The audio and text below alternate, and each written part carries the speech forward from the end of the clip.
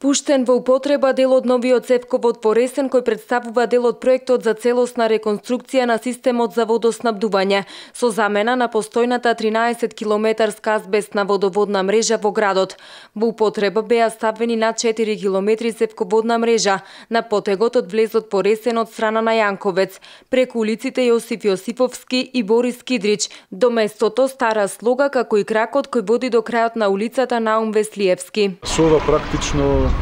водата која што тече низ новиот цевковод во проектот за реконструкција на градскиот водовод практично ќе значи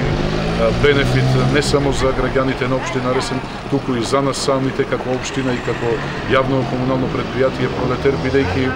не само што граѓаните ќе добијат здрава, чиста и квалитетна вода за пиење,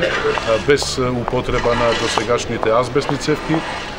туку и ќе се овозможи да се реализира еден од поголемите проблеми кои што ги имавме во изминатиот период, а тоа е честите дефекти кои што се јавуваа на водоводната мрежа, но уште повеќе и големите губитоци кои што ги имавме на водоводната мрежа како проблем со кој што се соочувавме долги години наназад. Директорот на јавното комунално претпријатие Пролетер Љупчо Крстевски истакна дека во изминатиот период реализирани се повеќе од 800 индивидуални приклучоци на домаќинства. Со останатиот дел од проектот се решаваат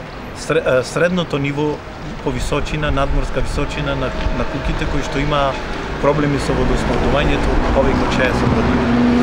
Исто така се решава во